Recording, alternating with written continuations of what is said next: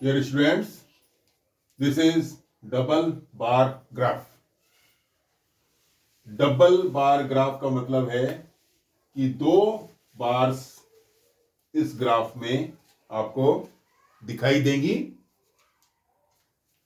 अब ये double bar graph का यूज क्या है, ये कौन सी इंफॉर्मेशन देता है, इसको ड्रॉ कैसे करते हैं, ये सारी चीजें अभी आपको 5-10 मिनट में पता लग जाएंगी। डबल बार ग्राफ में डबल इंफॉर्मेशन होती है, दो information at a time show करते हैं। When we show two informations at a time in a graph, that is called double bar graph. इस एग्जाम्पल में भी आप ध्यान से देखें तो दो इंफॉर्मेशंस हैं। एक तो यहां पर ब्लैक कलर का 2005-06 वाला ग्राफ आपको मिलेगा, ये 2005-06 का है, ये 2005-06 के हैं ब्लैक वाले, और रेड मार्क वाले हैं 2006-07 ईयर है। ये 2005-06 वाला साल है और 2006-07 वाला साल है। अब इसमें क्या शो किया गया है, इधर तो लिए गए हैं सब्जेक्ट्स इक्वल इक्वल डिस्टेंस पर। यहां मैंने दो बॉक्स का गैप लिया है, दो बॉक्स का। एक बॉक्स में मैंने 2005-06 वाला बार बनाया है, बार का मतलब ये रॉड बनाई है, और दूसरे वाले में 2006-07 वाली रॉड बनाई है। फिर एक गैप रखा है, फिर 2005-06 का बार, फिर 2006-07 का बार बनाया है। ये जो सब्जेक्ट्स हैं इनको एक्स एक्सिस पे शो कर रखा है, और यहां पर वाई एक्सिस के ऊपर marks obtained by a student.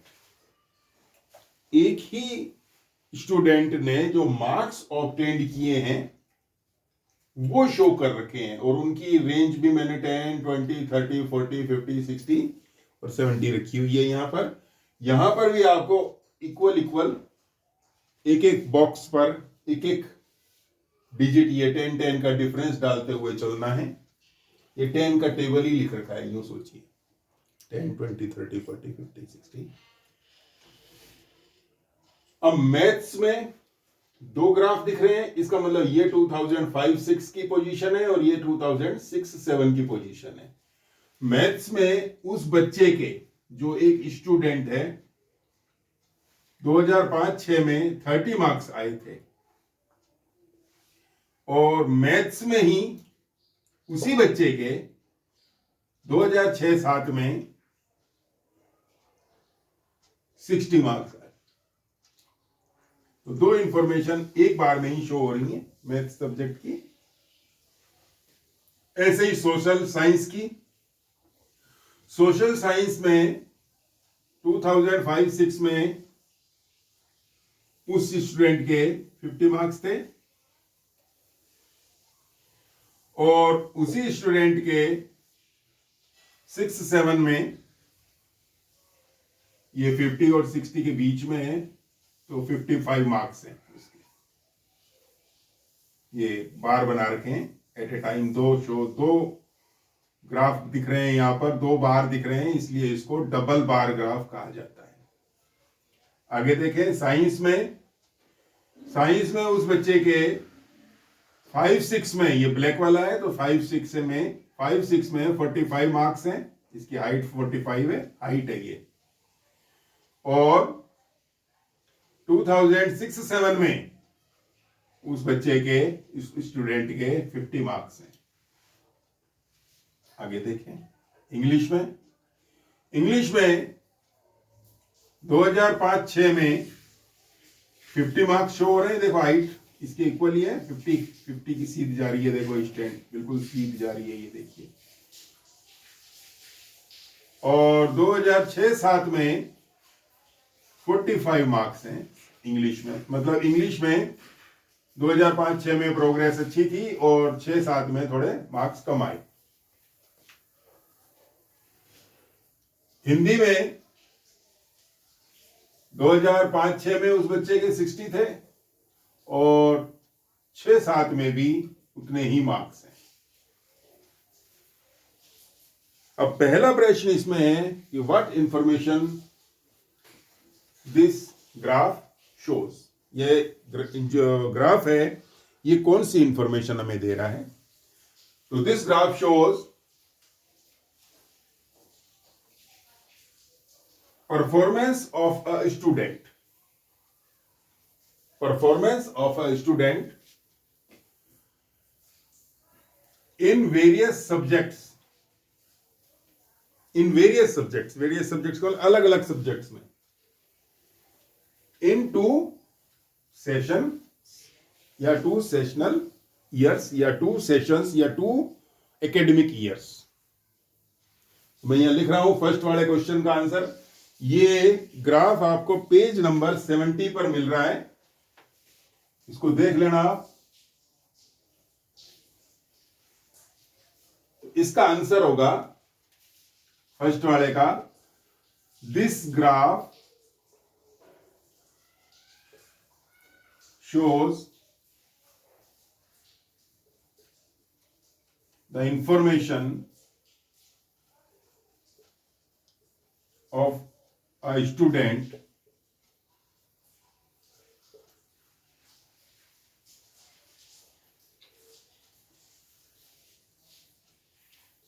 in 1 2 3 4 5 subjects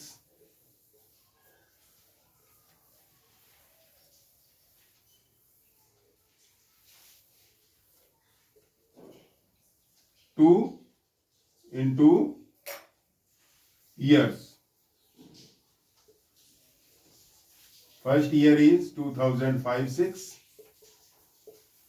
and second is 2006-07. This graph shows the information of a student in 5 subjects in 2 years.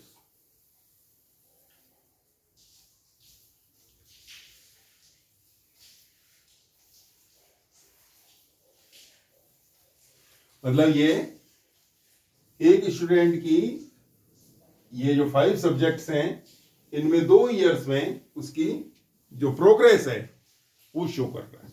यूं भी लिख सकते हो, this graph shows the progress of a student in 2 academic years in 5 subjects. तो इस language को आप कैसे भी मॉडिफाई करके लिख सकते हैं, इसमें कोई इश्यू नहीं है, लेकिन आपको ये पता होना चाहिए कि एट ए टाइम ये 2 इंफॉर्मेशन शो करता है।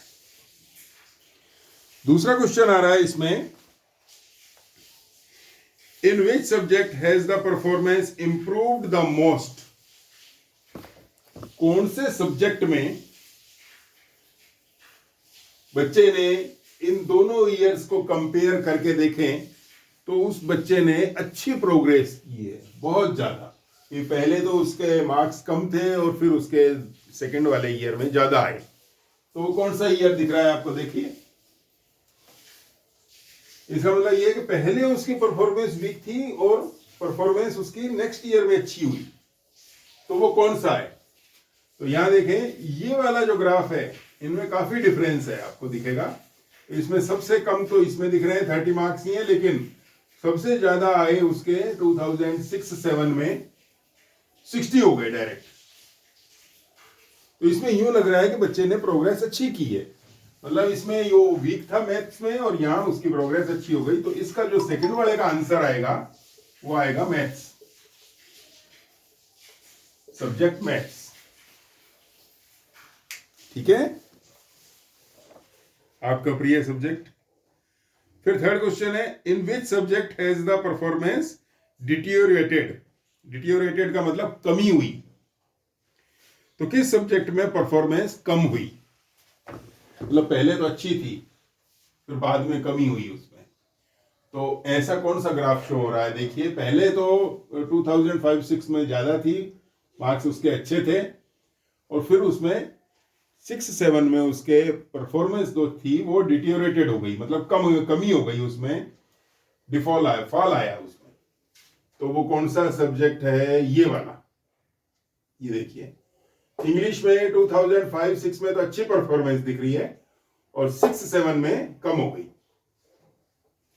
तो थर्ड वाले का आंसर रहेगा जिसमें कमी हुई वो इंग्लिश, मतलब इंग्लिश में बच्चा थोड़ा सा वीक हो गया नेक्स्ट ईयर में। आपको ऐसे नहीं होना है। और फोर्थ है in which subject is the performance at par. At par का मतलब है कि पहले भी उतनी ही थी और अब भी उतनी ही है। At par, same same. तो वो सेम सेम वाला ग्राफ कौन सा है? देखिए ये वाला है जिसमें 5-6 में और 6-7 में बच्चे में परफॉर्मेंस में कोई डिफरेंस नहीं है। तो वो है फोर्थ हिंदी।